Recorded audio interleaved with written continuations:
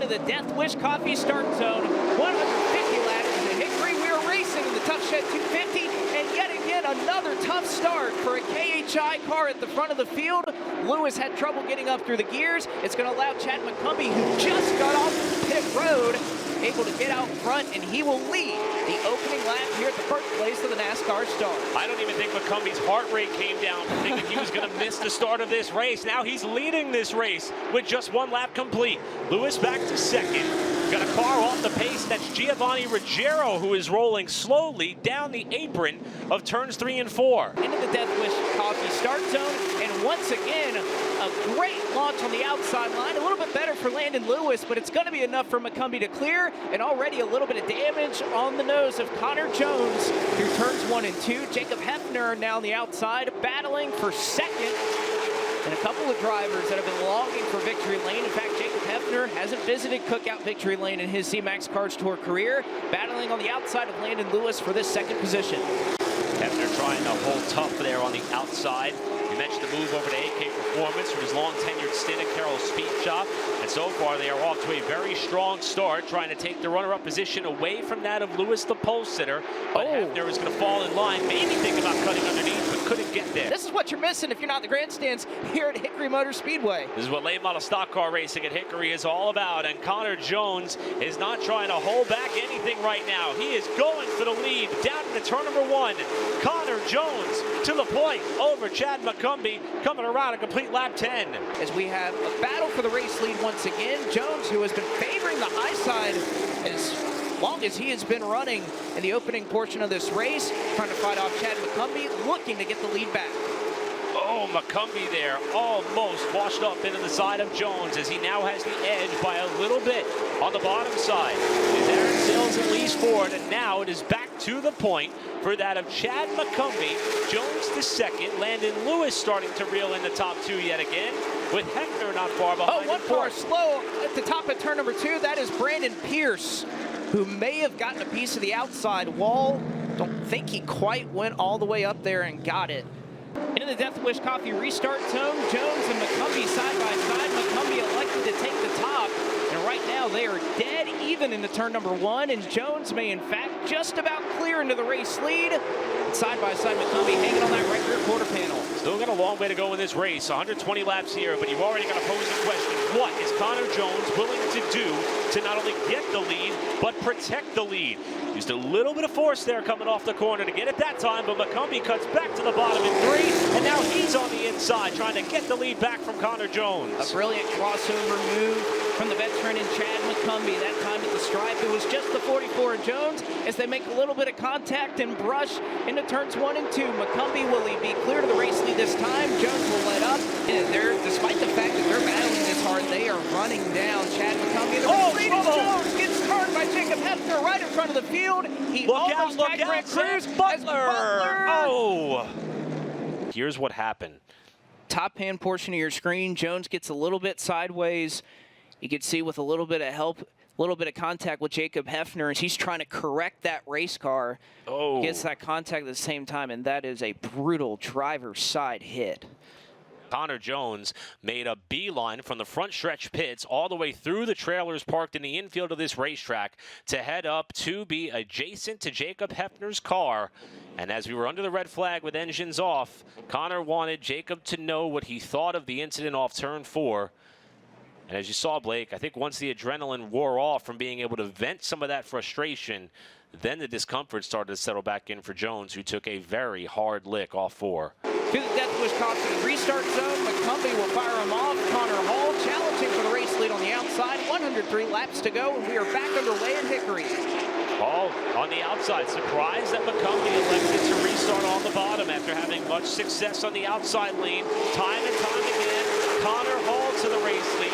Doesn't have McCumbee quite clear just yet. Now he gets a good launch off the second corner. Can McCumbee stay with him? Hall taking a much different approach around this racetrack, but it is working and paying dividends for him now. Look at all the momentum he's able to carry off to the second corner. He had Chad McCumbee at the stripe, but with 100 laps to go, they're still side by side at Hickory for the race lead. Hall with a big slide. You can see the counter steer that he has in his autos by Nelson Toyota, but yet still able to just outpace, and this time he may have McCumbee clear off of turn 2. Looks like McCumbee, at least for the moment, Eric, better in 1 and 2, or at least very competitive, I would say, but Connor Hall, 3 and 4, really has something to say. See these cars bounce in what has been described by many drivers in the field as a pretty aggressive bump as we got trouble. Caution, Logan Clark has spun on the front straightaway. Death Wish Coffee restart zone. Connor Hall will turn us loose once again. McCumbee left side tires down on the apron in turn 1, but it's not going to be enough to try and hold off Connor Hall. And oh, by the way, Brent Cruz trying to challenge in his Mobil 1 Toyota. That train's a coming on the top side. McCumbie's going to try to defend it. Here comes Cruz outside of McCumbee. Now McCumbee makes the bottom side roll quite well up to Connor Hall, about a half a car length deep on the bottom, with Cruz seemingly committed to follow in the tire tracks of that of Connor Hall on the outside. McCumbee doing a marvelous job right now. You can see the contrast between these two race cars and where exactly they like to run. Very hard but respectful racing here between a longtime veteran and Chad McCumbee, and I guess you could call him a veteran now of late model stock car racing, and Connor Hall. Nobody is as hot as Connor Hall is right now in Cards Tour and late model stock car competition, but at least for now, Chad McCumbee just pulling a nose out. He may have him at the stripe this time, and indeed he will. Another change for the race lead as he took it 1 lap ago. Zilish, at his age, the maturity he shows both on and off the racetrack is just what is so incredibly impressive about him, as now it is an all-out brawl for that second position. Buddy Isles Jr. is just up the road. We'll see who can clear first to try to get second before perhaps another shitty cooler's caution. Yeah, that competition is certainly lingering, as now Zilish is able to use Buddy Isles as a bit of a pick.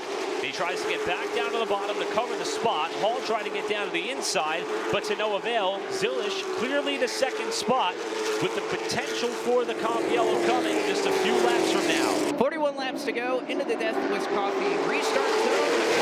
Zilish even launch on the outside row. Almost some contact made with Zilish and Hall. Looks like restart's all good to go. Are they going to look 3 wide as Huffman is up the racetrack in turn 1? Side by side for the race lead. Zilish and Brendan Queen trying to pounce here with 40 laps to go. In the mid-pack, it was Cade Brown who checked up a little bit, caused some damage to Ryan Millington's car, no issue. Outside, Connor Zilish. Inside, Chad McCumbee. 28 and 16 respectively. Brendan Butterbean Queen watching along. Zilish trying to take the top spot away. And Zilish has been versatile. He's been able to go a little bit higher. He's been able to make his car work on the bottom. McCumbee has been smooth, calm, and collected, just as we would expect from the Grizzly veteran here. Is a little bit of contact made. McCumbee slides up the racetrack.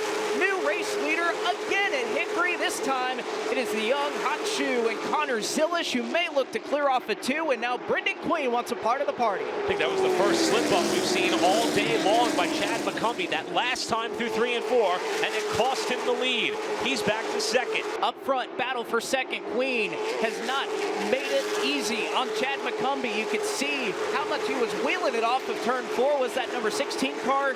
Queen is clear to second as we have one spinner in turn number 4. It is Buddy Isles Jr.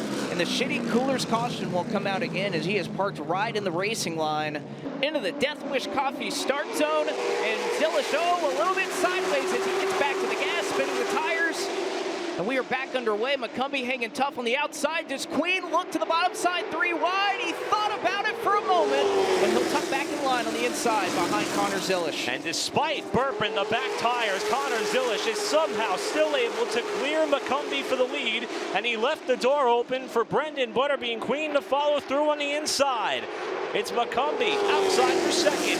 Queen to the bottom of the 03. And the highest we've seen Brendan Butterbean Queen run all night long is second, and he just got there now. He is going to come around and be 1 lap away from victory. White flag in the air, and one more trip around this .363 mile oval for Connor Zilish. He collected a Rolex in the Daytona 24 Hours earlier this winter.